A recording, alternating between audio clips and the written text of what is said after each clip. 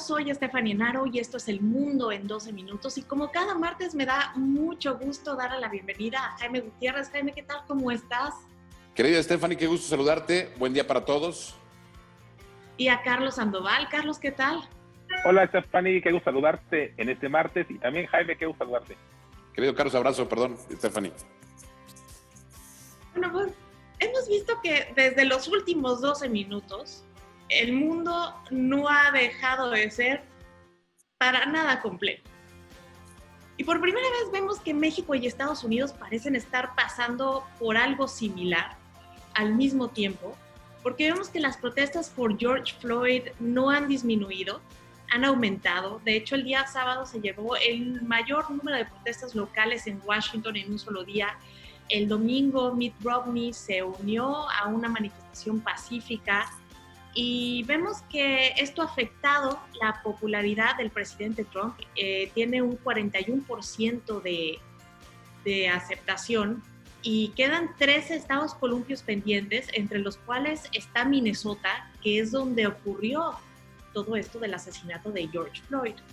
Entonces, a veces de que las protestas no van a parar, e incluso tanto él como el senador Rick Scott ligan todos los disturbios con el régimen de Maduro, creo que puede tener un impacto fundamental para su reelección e incluso complicársela. Jaime. Pues mira, complejo lo que estamos viviendo. Yo veo tres hilos conductores entre los dos países, que son la parte de la pandemia. Estamos los dos países metidos en un problema severo por el coronavirus. La parte de que los dos estamos en procesos electorales. Ayer México, o antier, el 6 para el próximo año, se va a cumplir un año, el próximo año elecciones. 500 diputados, 15 gubernaturas y en Estados Unidos en noviembre. Y por otro lado, la parte de la violencia policíaca. Entonces, esos tres temas creo que son los hilos conductores entre los dos países. Entonces, se está poniendo fuerte la situación y se está aderezando con la parte política, evidentemente, de las pugnas que existen en los dos países. Porque ya vimos que tanto Trump como los republicanos no son muy buenos para ganar el voto popular. De hecho, la elección pasada lo perdieron y aún así Donald Trump resultó electo presidente. Aquí hay que ver qué posibilidades tendría Trump de ganar los votos necesarios en el colegio electoral. Pues mira, Stephanie, yo la verdad es que coincido contigo y con Jaime. Yo creo que se está haciendo un cóctel molotov aquí en temas electorales y con el tema de la pandemia muy fuerte. Y la verdad es que los dos países traen una situación de tema económico que yo creo que ese tema les está afectando, pues obviamente por todos lados. Yo creo que ningún elector que esté a favor de un líder, pues quiere que no haya economía, no haya desarrollo económico, pero desafortunadamente la pandemia ha obligado a que se cierren las empresas, que la gente se quede en su casa. Entonces eso definitivamente está afectando mucho y sobre todo al presidente Donald Trump, que como vimos, pues él quería abrir lo antes posible. Yo también creo que esta apertura tan prematura, tanto en Estados Unidos como México, va a traer consecuencias y va a traer consecuencias electorales, porque obviamente pues va a ser un error que se va a reclamar y le van a reclamar a los dos presidentes. Entonces yo creo que sí coincido con Jaime en que se está haciendo este cóctel molotov para de alguna manera, para los tiempos que vienen electorales, y pues vamos a ver sorpresas. Yo creo que van a ser factores que no son los normales en un tipo de elección, tanto en Estados Unidos como en México. Y obviamente en Estados Unidos los republicanos que están al frente pues son mano dura, ¿no? Entonces ahí han visto cómo han movilizado a la Guardia Nacional. Obviamente el mismo presidente quiso hacer un llamado a la parte militar, que le dijeron que no, pero él sí metió la Guardia Nacional, aunque ya la retiró, pero sí hubo mano dura y se nota fuerte, ¿no? Entonces yo creo que sí va a llamar. Ahí tuvieron una muy buena estrategia. No sé si recuerdas durante el fin de semana que estuvieron compartiendo videos incluso de la Guardia Nacional bailando la Macarena. Empezaron a humanizar a la Guardia Nacional para que no bajara su imagen con los ciudadanos.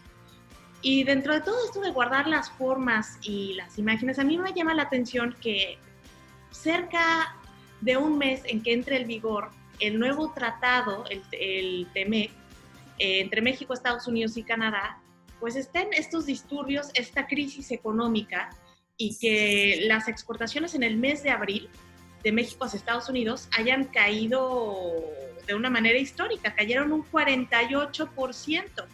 Entonces tenemos esta cosa que nos une en tiempo real a ambos países, pero también una economía que en Estados Unidos iba creciendo. Mucho se decía que eso era una de las fortalezas del presidente Trump, pero los primeros 2 meses todos los empleos que Trump logró crear en el 2019 se esfumaron. La caída del Dow Jones lo vino a ejemplificar. Y ahora tenemos un presidente con una economía complicada, con muchos millones de desempleados, con violencia y con disturbios. Y aquí pasa de alguna manera lo mismo, y lo hemos visto en las protestas que se organizaron en la Ciudad de México por la muerte de Giovanni López, que fue un joven albañil que tenía 30 años, que murió a manos de la brutalidad policíaca. No lleva cubrebocas, entonces la policía lo detuvo por ese motivo. Él intentó huir, entonces lo agarraron a golpes. Su familia ya no lo volvió a ver vivo, y cuando le entregaron el cuerpo, traía varias lesiones y un balazo en la pierna. Creo que eso une. La cuestión aquí es ver por qué en Guadalajara sí se hacen este tipo de disturbios y por qué no en Baja California no, cuando ahí tenemos que a principios de marzo un joven también que es de apellido López, que se llamaba Oliver López, los policías lo mataron igual que a George Floyd cuando le pusieron la pierna en el cuello y murió asfixiado. Entonces, ¿por qué Guadalajara sí? ¿Por qué Baja California no? ¿Y qué tendrán que ver las manifestaciones que se llevaron aquí, incluso hasta la embajada de Estados Unidos, cuando se supone que se estaba protestando por un tema nacional? No sé qué lectura tengas tú de este tema, Jaime.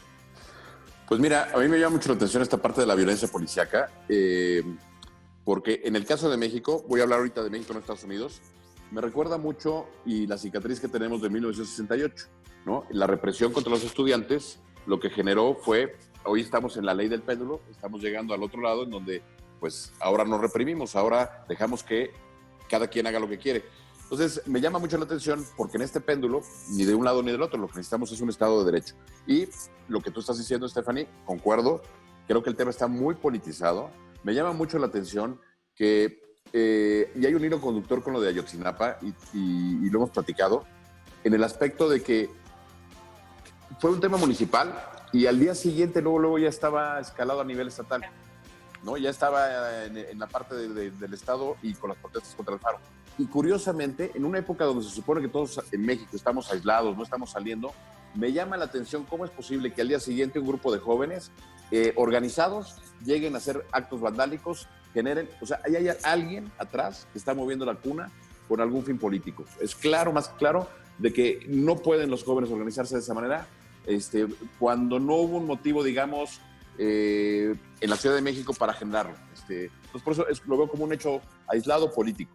Claro, y es muy triste toda la violencia que está ocurriendo, porque vemos que aquí en la Ciudad de México a una manifestante la policía la golpeó, y esto ha incendiado más la indignación pública, pero también lo que pasó en Guadalajara fue terrible. El hecho de que incendiaran a un policía por la espalda me parece un hecho cobarde y falaz, y eso habla de la polarización que se ha extendido incluso a Polanco, porque las manifestaciones se desviaron a Polanco y le fueron a pintar a la gente a sus balcones que se siente no tener hambre, pinche blanco, etcétera, etcétera. Y esto es producto también de la misma polarización que promueve el mismo presidente y de los enemigos que se está echando, como puede ser, Carlos, ya lo platicábamos, el caso con Enrique Krause.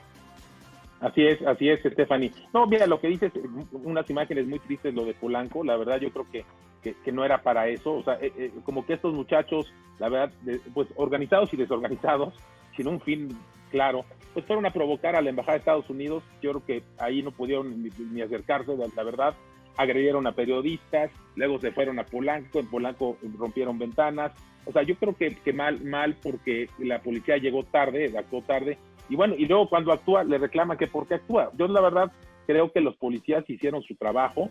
Desafortunadamente esa niña que no sé qué estaba haciendo ahí, y los papás dónde están para saber dónde están los hijos de todos esos muchachos que están ahí haciendo desmanes, pues yo creo que es importante que la verdad también cuidemos a nuestras autoridades y los protejamos. Y lo que decías de Enrique Krause, pues a mí me gustó mucho. Creo que el que tiene el dato muy bien es Jaime, ¿no? Jaime, ese tweet ahí lo tienes tú por ahí, ¿no? Oye, sí, fíjate que le contesta muy fuerte porque el presidente López Obrador hace una alusión a Lucas Alamán, diciendo que es Lucas Krause, ¿no? Lo compara con Lucas Alamán. Y Krause lo que señala, le dice, señor presidente, pues le agradezco la deferencia de un gran historiador en esa parte, pero no olvidemos que Lucas Alamán también fue político, fue secretario de Relaciones Exteriores, y él, como secretario de Relaciones Exteriores, apuntaló a un hombre, a un dictador, a alguien que concentró el poder. Y ahí ese saco a mí no me toca, creo que ese saco le toca a usted. Entonces, esta confrontación en estas épocas, Alfaro, Krause, conservadores, neoliberales, en una época donde la pandemia no hemos llegado ni al pico de la pandemia, creo que a nadie le ayuda, Stephanie. Creo que estamos de verdad en un discurso de polarización y de odio, que creo que el presidente no se ha dado cuenta que no es por ahí donde debe entrar. Y creo que esto nos va a salir muy caro como país y como sociedad, esta polarización. Claro, y sobre todo cuando ya tenemos unas elecciones que están a la vuelta y de las que seguramente estaremos hablando en los próximos 12 minutos. Bueno, eso sería todo por el día de hoy. Se nos acabaron los minutos, pero los esperamos la próxima semana. Yo soy Stephanie Enaro. Carlos, muchas gracias por haber estado aquí. Muchas gracias, Stephanie. Muchas gracias, Jaime. Y saludos y nos vemos el próximo martes. Jaime, muchas gracias. Nos vemos el próximo martes. Gracias, querida Stephanie. Gracias, querido Carlos. Pues 12 minutos muy intensos. Nos vemos dentro de 12 minutos la siguiente semana.